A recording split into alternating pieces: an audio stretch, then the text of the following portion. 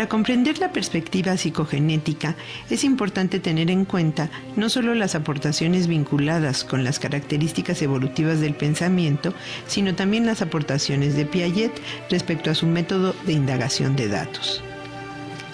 Se puede decir que Piaget es el primer psicólogo evolutivo que, en sentido literal, plantea escuchar la voz del niño, lo que tiene que decir para, a partir del punto de vista del infante, elaborar las propuestas teóricas.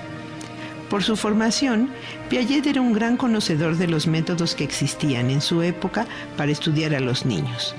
Los test mentales por una parte y la observación por otra.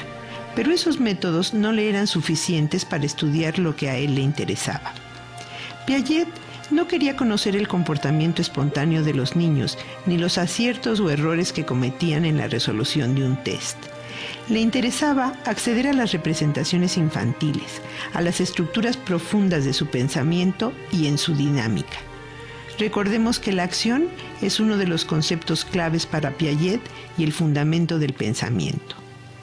El método clínico usado por Piaget fue evolucionando con el tiempo y, sobre todo, se fue adaptando a los intereses de la investigación que iba realizando. En cualquier caso, nunca dejó de ser cualitativo.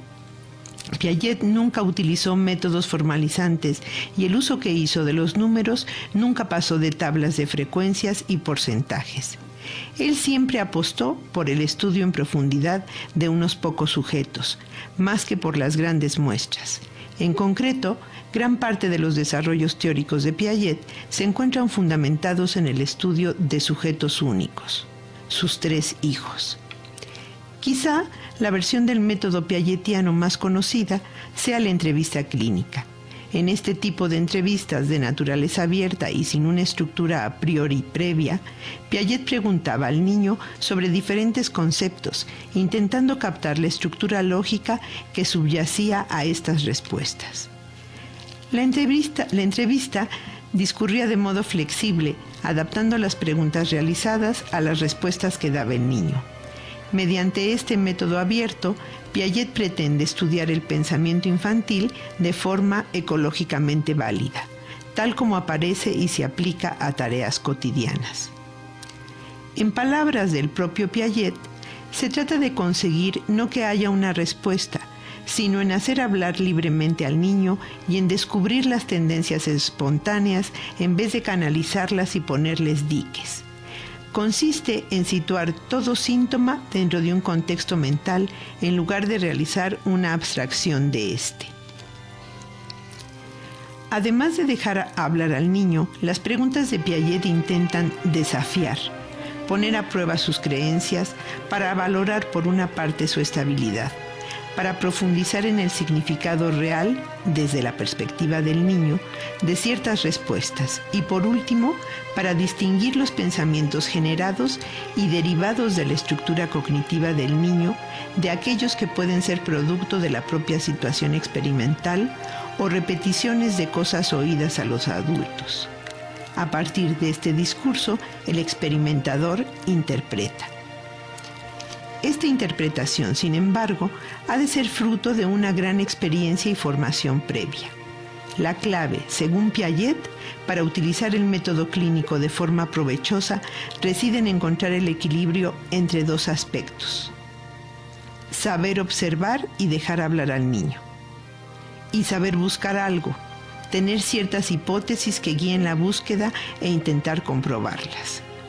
En una segunda época, en la que los intereses de Piaget se centraron en los orígenes preverbales de la inteligencia, Piaget adapta su método, que se centraba fundamentalmente en respuestas verbales.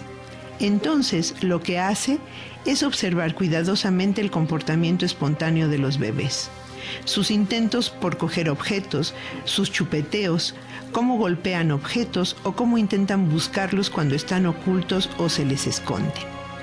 En este caso, Piaget planifica y dispone de forma detallada estas observaciones, en numerosas ocasiones en función de sus hipótesis previas, variando de forma sistemática el material y las condiciones con las que actúa el infante. De esta manera, se puede hablar de pequeños experimentos, no en el sentido formal del término, sin embargo, en un contexto natural. El comportamiento del infante en estos experimentos será el fundamento de sus propuestas sobre las estructuras mentales del bebé. Un ejemplo de este tipo de experiencias no verbales son las situaciones creadas para estudiar el concepto de objeto, en el que Piaget escondía, en ciertos lugares y variando ciertas circunstancias, un objeto deseado por el infante.